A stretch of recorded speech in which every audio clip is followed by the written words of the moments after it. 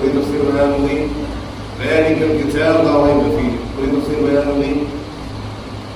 ہدی للمتقین لفظ خدا کی بھی تفسیر بیان ہو گئی, للمتقین کی بھی ہو گئی. الذین یؤمنون بالغیب, اس پر ہمارے دو پارٹ, دو سیشن ہو چکے ہیں جس میں ہم نے لفظ غیب پر گفتگو کی, ایمان بالغیب پر گفتگو کی.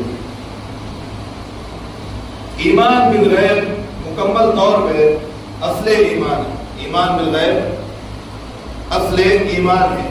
قرآن پاک میں ایمان کی شروعات بالغیب سے ہوتی ہے. کہاں سے ہوتی ہے؟ بالغیب سے. بغیر دیکھے اللہ پر یقین رکھنا, بغیر دیکھے رسولوں پر یقین رکھنا, بغیر دیکھے آسمانی کتابوں پہ یقین رکھنا, بغیر دیکھے جبرائیل امین پر یقین رکھنا, بغیر دیکھے آسمانی فرشتوں پر یقین رکھنا, بغیر دیکھے اللہ کی جنت پہ یقین رکھنا, جہنم پہ یقین رکھنا, اسے ایمان بالغیب کیا کہتے ہیں؟ لفظ غیب روٹ ورڈ ہے اور اس کا سبجیکٹ بنتا ہے غائب, یعنی غائب ہونے والا. لفظ غیب ہر وہ چیز جو آپ کو نظر نہیں آتی. اللہ عالم غیب ہے اور رسول اللہ عالم غیب ہے. اس پر ہم نے تفصیل سے گفتگو کر لی تھی کہ اللہ کے عالم غیب اور رسول کے عالم غیب ہونے میں کیا فرق ہے. اللہ کے عالم غیب اور رسول کے عالم غیب ہونے میں کیا فرق ہے. اللہ کے لیے یہ کہنا کہ کوئی غیب اللہ کے لیے غیب ہوتا ہے, یہ کفر ہے. اللہ تعالیٰ کے لیے کوئی چیز غیب نہیں ہے. یہاں اللہ تبارک و تعالی ہم سے, اللہ تبارک و تعالی in this verse Allah addressing us with our IQ matters. اللہ تبارک و تعالی ہماری ذہنی سطح, ہمارا لیول, ہماری حیثیت, ہماری اوقات کو دیکھتے ہوئے کہہ رہا ہے کہ جو چیزیں تمہارے لیے غیب ہیں میں ان کا بھی جاننے والا ہوں. ورنہ اللہ کی بات کے لیے کوئی چیز غیب نہیں ہے. رسول اللہ کے لیے عالم غیب ہونے کا مطلب کیا ہے کہ رسول اللہ جو چیز ہمارے لیے غیب ہے, ہمیں نظر نہیں آتی, اللہ کی عطا سے اس کو جانتے ہیں.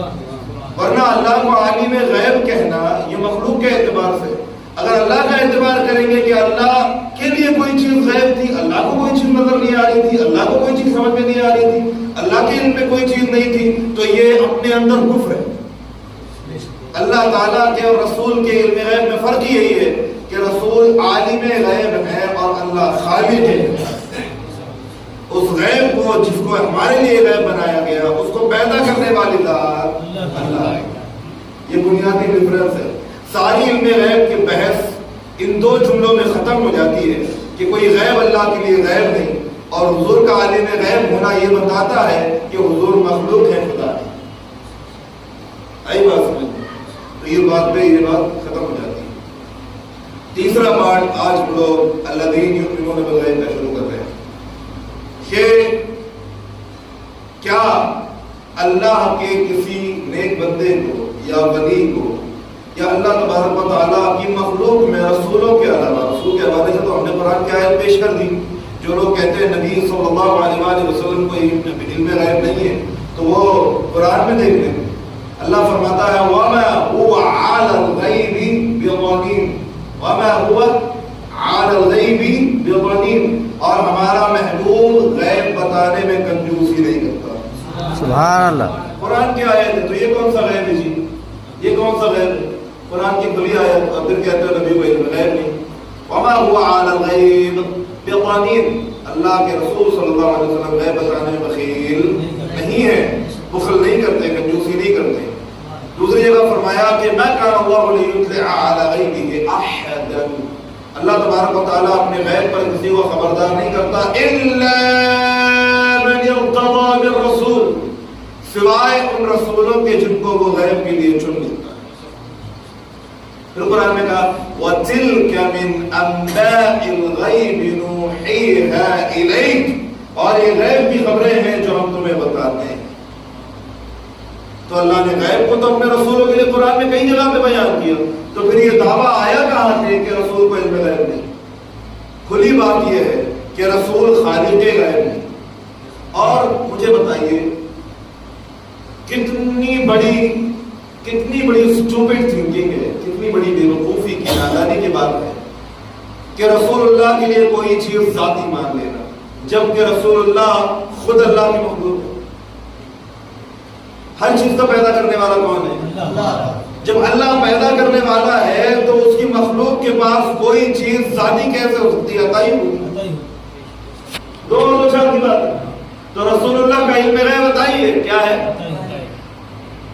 بفرض المحال. مخلوق کے لیے مان لے مسلمانوں کے لیے اگر مسلمانوں میں سے کوئی کہہ دیتا ہے کہ اللہ کے دخل کے بغیر رسول کو کسی چیز کا علم ہے تو وہ کافر ہے. کیا ہے؟ وہ تو کسی بھی چیز کے لیے کہہ دیجیے. عقیدۃ التأثیر لغیر اللہ سبحانہ وتعالی و شرک بالاجماع. یہ ہماری کتابوں میں لکھا ہے.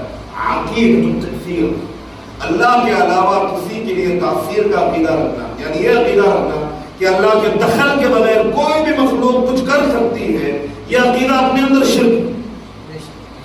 ہمیں تو بچپن سے سکھایا جا رہا ہے کہ اللہ کی مرضی کے بغیر پتا بھی تو پتے کی سرسراہٹ کی آواز کا خالق بھی اللہ، پتے کو ہوا میں ہلانے والا بھی اللہ. اسی لیے کہتے ہیں کہ ہوا اللہ نے چلائی تو پتا ہلا، مگر ضروری نہیں کہ پتے کے ہلنے کے لیے ہوا کا ہونا ضروری ہو. وہ رب چاہے تو بغیر ہوا کے بھی پتے کو ہلا سکتا ہے. سبحان اللہ. بغیر ہوا کے بھی پتے کو ہلا سکتا ہے نا. فانوس بن کے جس کی حفاظت ہوا کرے، وہ شمع کیا بجھے جسے روشن. اس کا مطلب یہی ہے کہ ہوا کا کام شمع کو بجھانا ہے. ہوا کا کام شمع کو بجھانا ہے، مگر وہ ہوا کے اندر جس نے بجھانے کی تاثیر و طاقت رکھی وہ خدا ہے. اگر وہ چاہے تو اسی ہوا کو شمع کا فانوس بنا اور وہ ہوا بجائے اس کو بجھانے کی اس کی حفاظت کرنے لگے.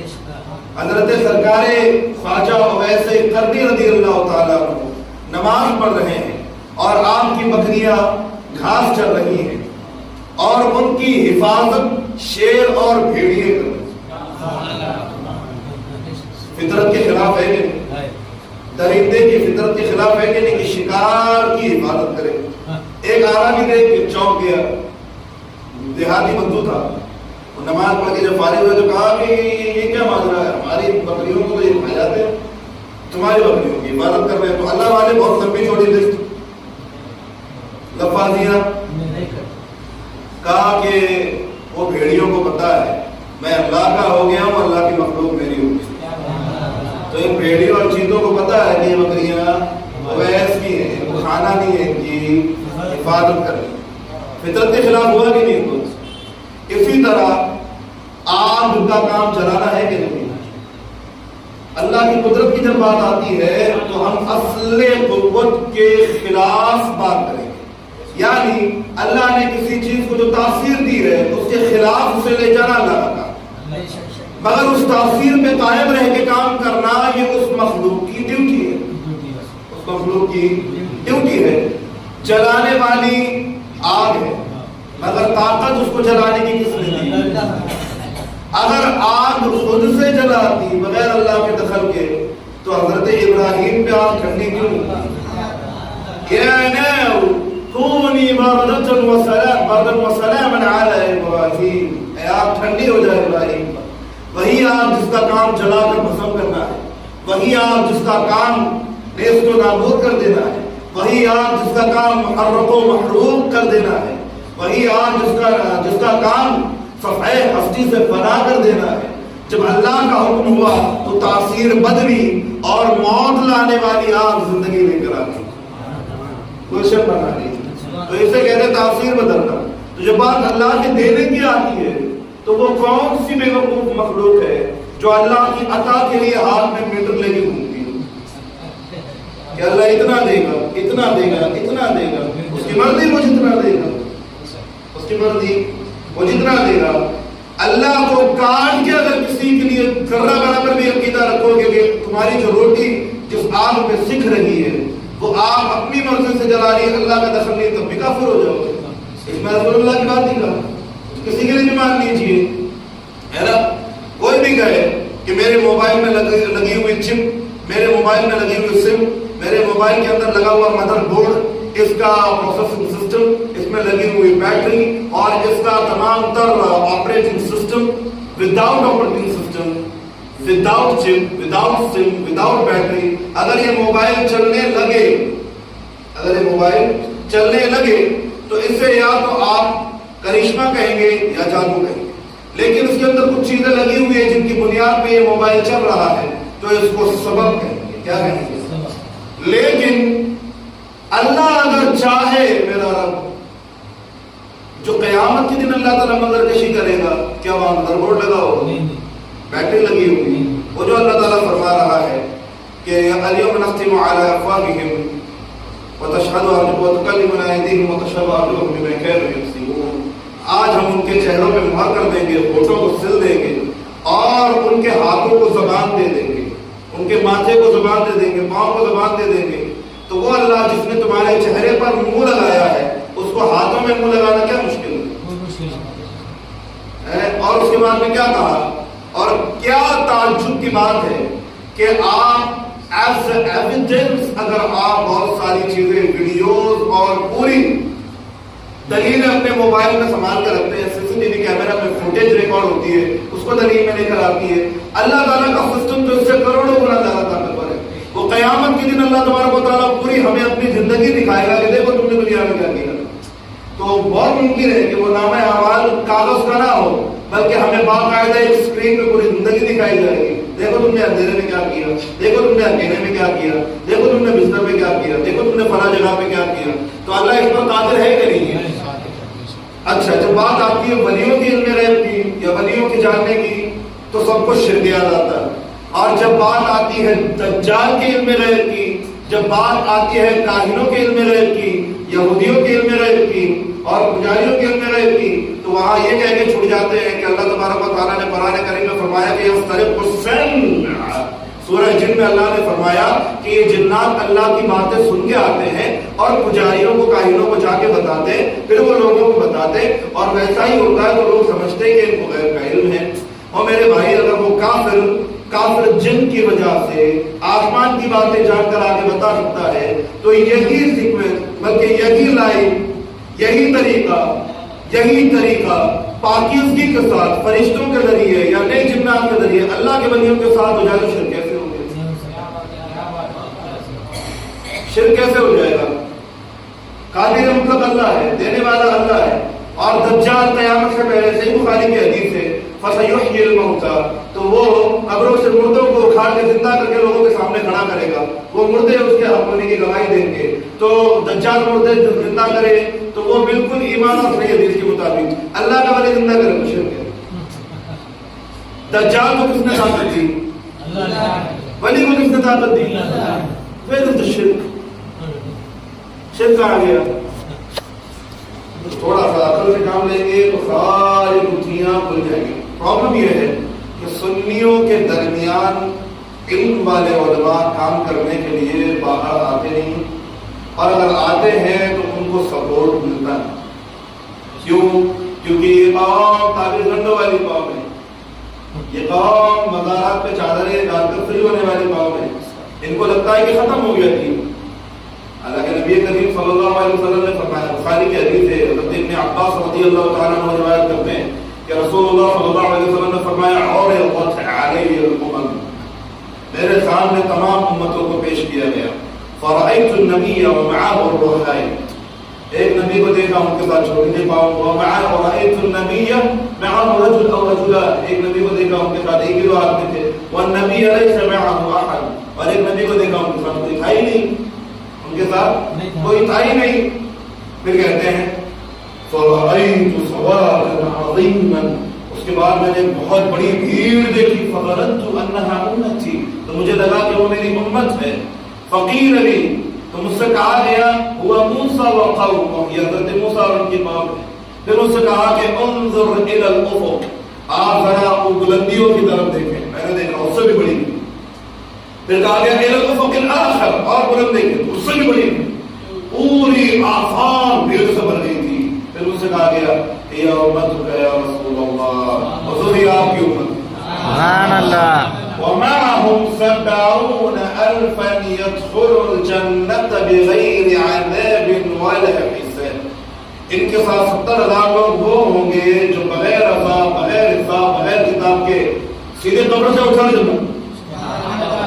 کوئی حساب نہیں، کوئی عذاب نہیں. تو حضرت عکاشہ نے کہا ومن هم یا رسول اللہ، مجھے لوگ کون ہوں گے؟ نبی کریم نے فرمایا کان کھول کے سننا، سنی حضرات کان کھول کے سننا. نبی کریم نے کہا کہ هم الذين لا يسترقون ولا يرقون ولا يتطيرون وعلى ربهم يتوكلون. یہ وہ لوگ ہیں جو جھاڑ پھونک پہ یقین نہیں رکھتے. کیا کہا؟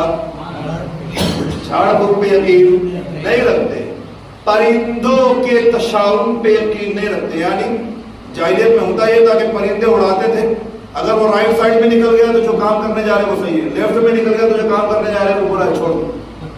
رسول اللہ نے کہا من ردته الطيرة عن فعل شيء فقد اشرك.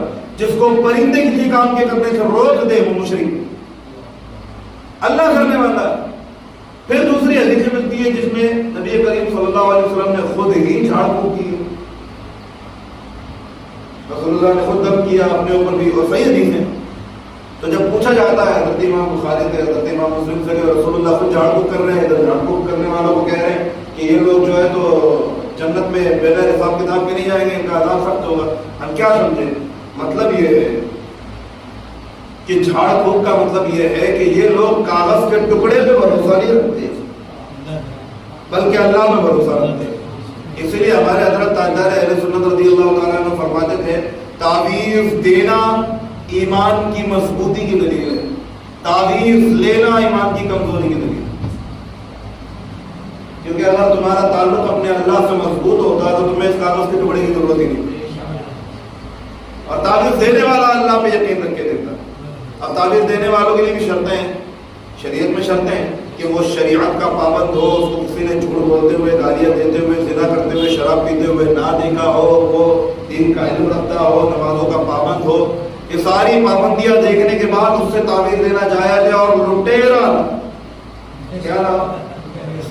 لٹیرا تو اس تعویذ کو اللہ تعالیٰ کے بھروسے پہ دینا جائز ہے. اور وہابیوں کے والد اعظم ابن تیمیہ نے اور اس کے شاگرد ابن قیم الجوزیہ نے اپنی کتاب ذات المعاد میں بھی اس میں ایک باب باندھا اور تفصیل بیان کی. وہ جس دن اس پہ ٹاپک پہ بات ہوگی اس کو بیان کریں گے. بارہ یہاں بتانا مقصد یہ ہے کہ اللہ تبارک و تعالیٰ جب قدرت دینے والا ہے تو وہ غیب کا علم دکھا دے اپنے بندے کو، کسی چیز میں قدرت دے دے. اگر اللہ دینے والا ہے تو کیا شرک ہے؟ اللہ کے بغیر مانیں گے تو شرک ہوگا. چلیے ایک صحیح حدیث سنا کے اپنی بات ختم کرتا ہوں. اللہ فرماتا ہے حدیث قدسی ما زال يتقرب الی عبد بالنوافل. میرا بندہ نفل کے ذریعے، عبادتوں کے ذریعے میرے قریب آتا رہتا ہے حتی احببتہ، یہاں تک کہ میں اسے اپنا محبوب بنا لیتا ہوں. وَإِذَا أَحْبَبْتُ، جب میں اسے اپنا محبوب بنا لیتا ہوں فَكُنْتُ سَمْعَهُ الَّذِي يَسْمَعُ بِهِ، تو میں اس کے کان بن جاتا ہوں جس سے وہ سننے لگتا ہے. وَبَصَرَهُ الَّذِي يُبْصِرُ بِهِ، اس کی آنکھیں بن جاتا ہوں جس سے وہ دیکھنے لگتا ہے. وَيَدَهُ الَّتِي يَبْطِشُ بِهَا، اس کے ہاتھ بن جاتا ہوں جس سے وہ پکڑنے لگتا ہے. وَرِجْلَهُ الَّتِي يَمْشِي بِهَا، اس کے پاؤں بن جاتا ہوں جس سے وہ چلنے لگتا ہے. مجھے بتائیے کوئی اللہ کا ولی اندھا ہو، بہرا ہو، لنگڑا ہو، لولا ہو، اس کے لیے اللہ اگر یہ حدیث کہے تو سمجھ میں آتا ہے کہ اللہ تبارک و تعالیٰ اس کی آنکھ بن جائے گا، کان بن جائے گا. جس کی آنکھ بھی سلامت، کان بھی سلامت، ہاتھ بھی سلامت، پاؤں بھی سلامت، اس کے لیے اس حدیث کا مطلب کیا؟ اس کا مطلب یہ ہے کہ اللہ اس کی آنکھ بن جاتا ہے. یعنی اب وہ سب کچھ دیکھ رہا ہے جو تم نہیں دیکھ، اب وہ سب کچھ سن رہا ہے جو تم نہیں سنتے، اب وہ اپنے ہاتھوں سے وہ کام کر سکتا ہے جو تم، وہ اپنے قدموں سے وہ سب کچھ کر سکتا ہے جو تم نہیں کر سکتے. یہی تو اللہ تعالیٰ کے قدم، اللہ تعالیٰ فرما رہا ہے کہ میں اس کے پاؤں بن جاتا ہوں. یہی تو قدم تھے اللہ تعالیٰ کے دیے ہوئے، اللہ کی قدرت و کرامت کے دیے ہوئے، جس کی ٹھوکر سے غوث پاک نے مردے زندہ کر دیے. اللہ کی قدرت سے، کس کی؟ اپنی قدرت سے نہیں. کسی بھی بندے کے لیے ذاتی قدرت ماننا شرک اور جہنم میں لے جانے والا کام ہے. اور اللہ اگر دینے والا ہے تو کوئی شرک نہیں ہے. ایمان بالغیب بھی ایسے ہی ہے، تمام خالیہ کو اللہ دے سکتا ہے اگر اللہ تعالیٰ کی قدرت کی بات ہے. اللہم صلی علی محمد و آلہ وسلم.